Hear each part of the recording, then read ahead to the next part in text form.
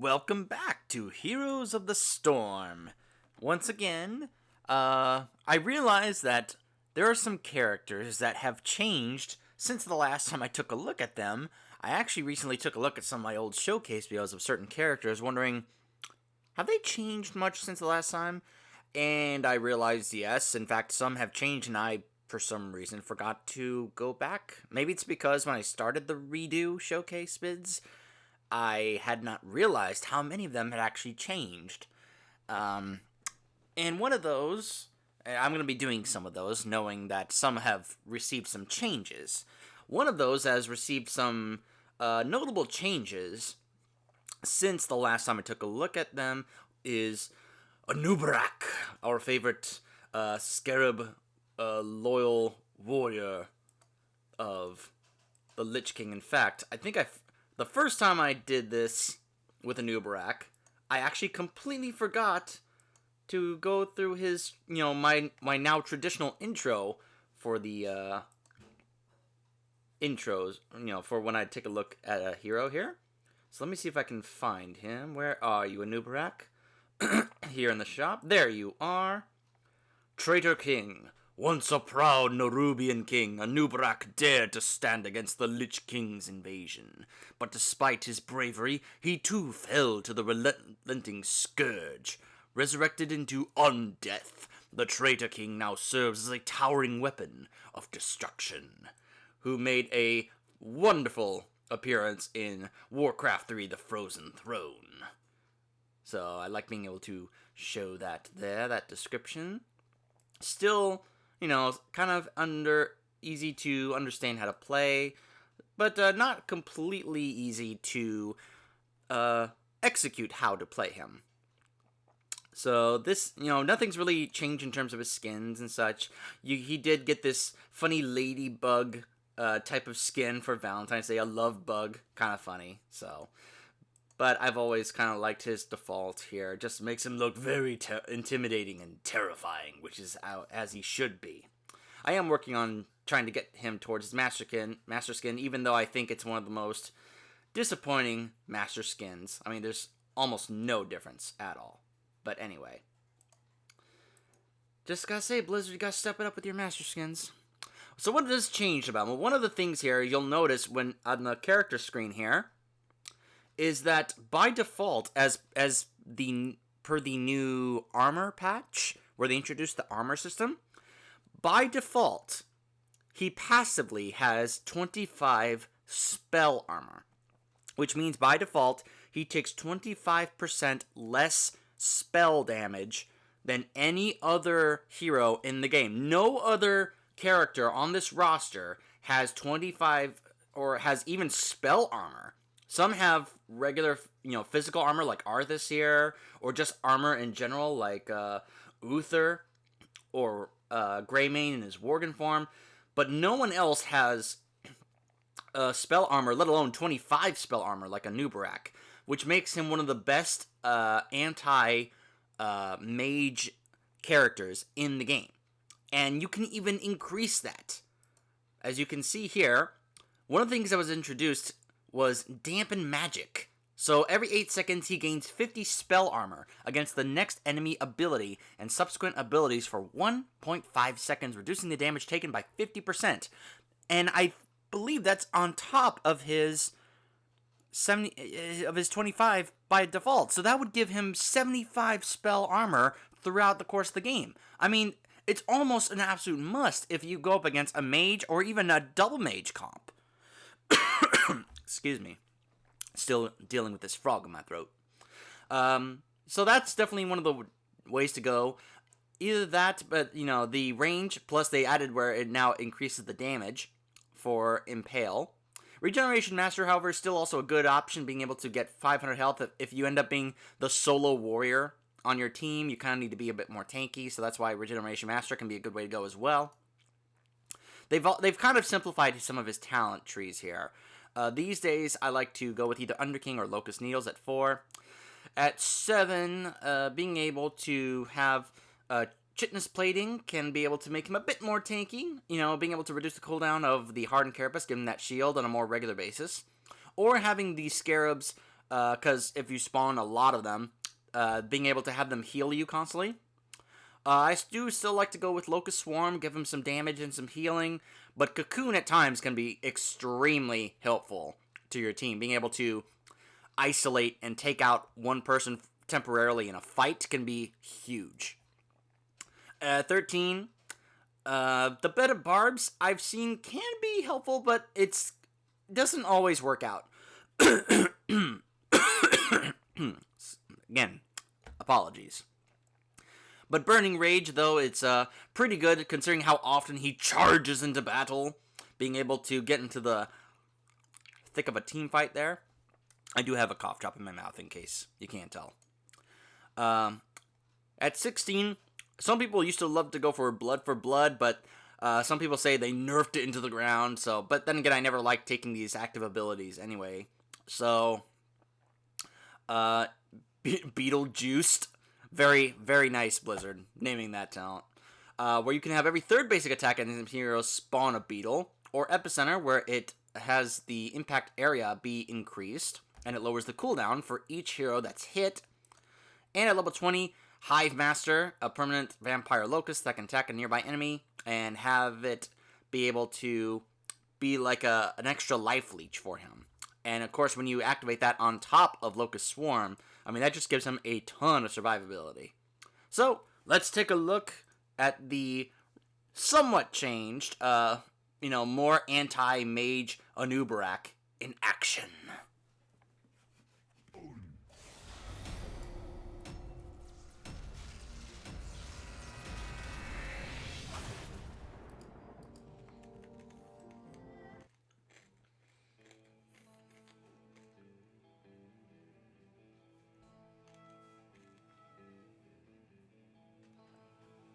Oh, this is actually not a bad map with him being able to spawn his scarabs against those Zerg waves. Not a bad map for Anubarak.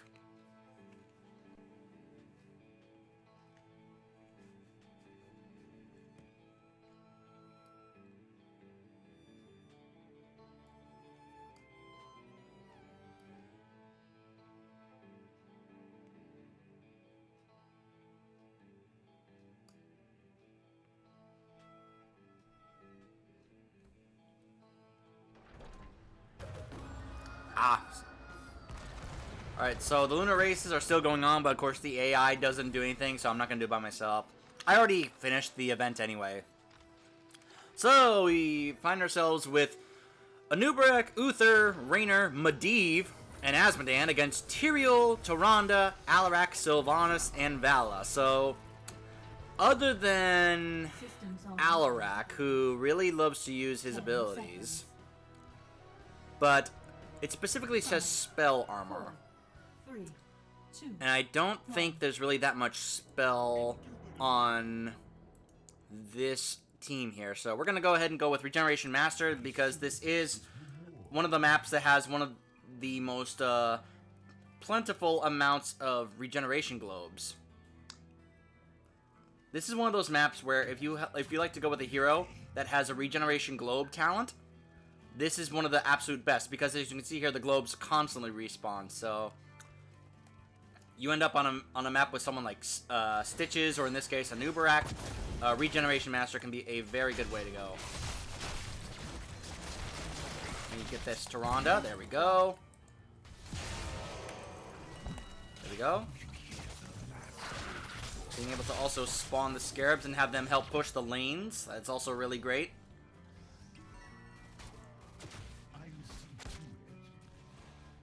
You, of course, got to be careful. I've learned this, sometimes I'll want to spawn these to spawn more Scarabs, not realizing that,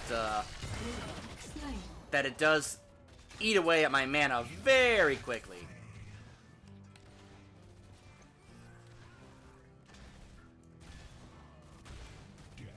So, we, of course, are dominating top lane here.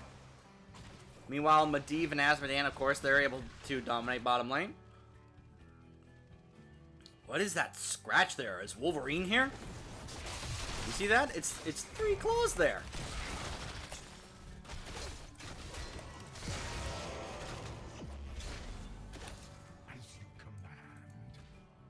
get the globe that's up here. Oh dear. Already have Things 5 are globes. energizing. You have to control them.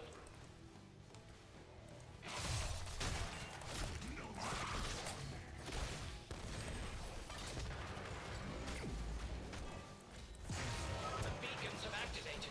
Control them. Please let this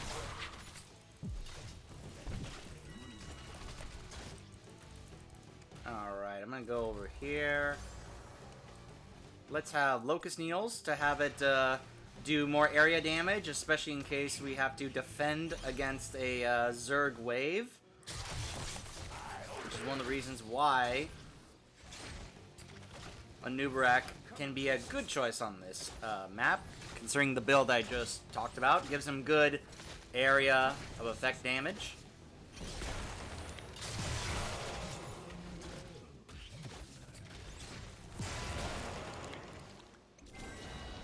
Go ahead and charge here, try and stop this Vala.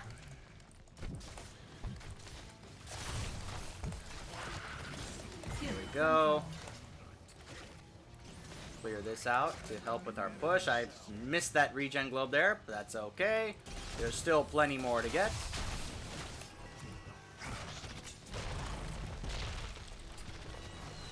Alright, as you can see, this is what I was talking about. I'm already very low on mana. In fact, I'm going to go back since we just got the 100% wave to get some mana. And that's going to be pushing bottom lane here. And Sylvanas and Anubarak better run. They better run. That wave's coming straight for them.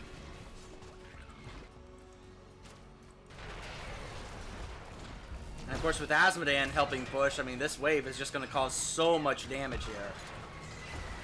Look at that. You better be careful. It's gonna take them down.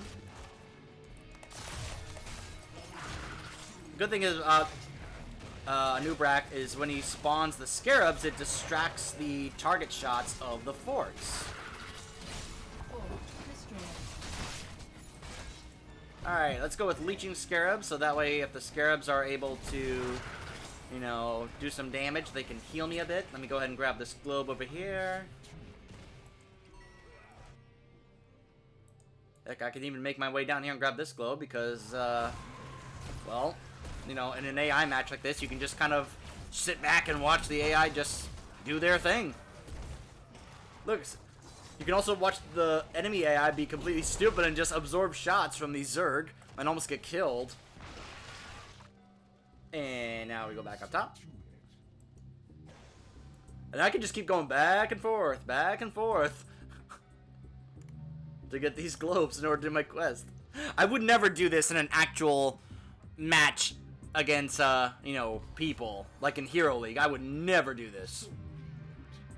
They would be like, what are you doing? And I'd be like, I'm just getting globes. They would get so upset. Because I would be doing nothing productive to help the team. I would just be going around looking to collect and complete my quest.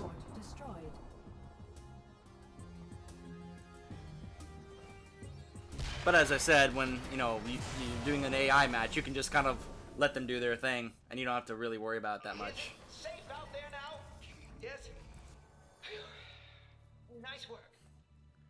Now let me go grab this camp.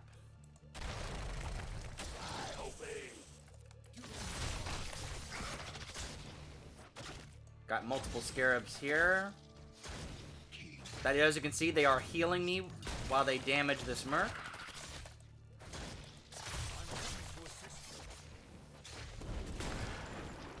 I am heading to assist you. Excuse me. Help me, Medivh. It's the only thing you can do.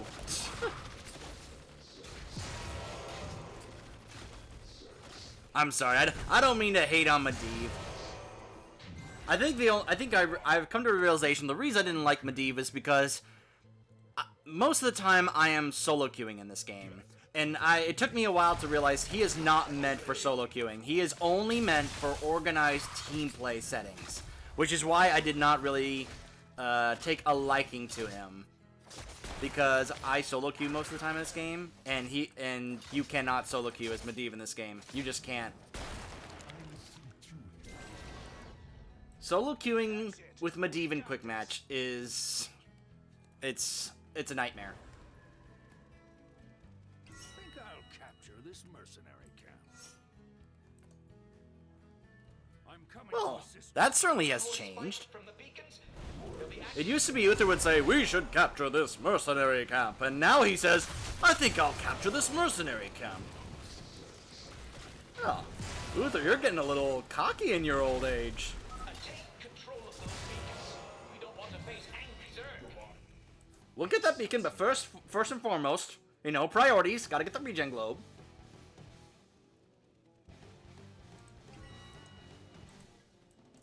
In fact, I'll just go for this camp because Medivh's gonna get it. Actually, I'll go for this globe. There we go. For the frozen throne. For the Lich King.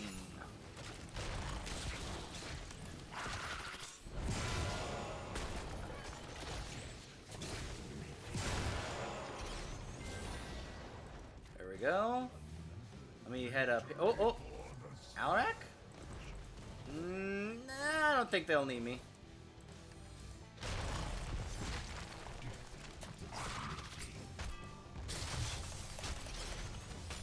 There we go. I will crush you. Go, Scarab, help push the lane.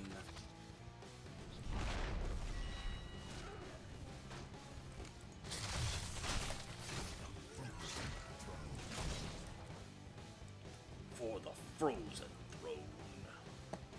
Ah, we got it before I could go to that camp. That's okay. That's okay. That's some small comfort at least. Let me go down here to bot while that wave pushes top. In fact, Medivh might just clear out that wave on his own. And activate Hive's Locust Swarm here, in case Tyrael wants to go. Enemy hero terminated. Oh man, the screen froze just as I was burrowing, so I couldn't time it to get the stun on Vala. Enemy keep destroyed. I'm gonna go with Burning Rage here, so that I can also deal more area damage. I always feel like he's not necessarily the ideal choice if you want a solo warrior, but if you want a warrior or a bruiser that can go in and deal lots of area damage, including with the scarabs and such, Anubarak is not a bad choice. Does he do lots of damage? Not necessarily, but can he go in and cause some havoc and cause some area damage? Absolutely. Looks like AI and the Zerg wave is going to finish this off as they're taking down the enemy's core. So as I was, I would have gone with Epicenter, and I would have gone with Hive Master. It's a build that I feel like can be very good and beneficial. I was only 2 globes away from finishing the quest. If we had gone against a mage or 2, I would have gone with Dampen Magic instead of Regeneration Master. But I feel like Regeneration Master is probably more of a high priority since he already has some default spell armor, and it kind of gives him more health and survivability. And I think he's in a good spot right now. I don't think there was a point in time where when he got this rework, he was considered one of the absolute best, and anytime you saw a mage chosen, he was immediately chosen as a counter pick. Like, he was considered the go-to choice to counter mages. Some people thought Stitches might be that, but Anubarak was more so that because of how he could be able to charge in on mages in the backline and be able to withstand their attacks. In fact, when he got his changes, Blizzard said in their comments that they want him to be like an anti-mage warrior. And the fact that they gave him this spell armor by default is proof that this is how they consider him. They consider Anubarak to very much be an anti-mage warrior. He just takes some getting used to on how to play him. Is he a fantastic choice to play? Not necessarily. But is he fun to play and in a good spot right now to go ahead and pick up and learn how to play with his default spell armor? Absolutely, especially if you end up going against, mages like Kel'Thas, Li-Ming, Jaina, Chromie. He can be very, very beneficial to withstanding all that kind of damage. So that is the, I guess the new and improved Anubarak compared to how he used to be. As you probably noticed, compared to my previous Anubarak video, they have simplified his talent tree here. There used to be like 5 talents here for both 4 and 7, and now they've cut it down to 3. I feel like they are definitely trying to simplify it and give them talents that are more unique to the character, which is absolutely how it should be. I think they absolutely need to get rid of some of the generic talents, such as Blood for Blood, and just have talents that are just unique to that character. Alright, so we'll be taking a look at someone else I haven't taken a look at in a while when we come back. Stay tuned.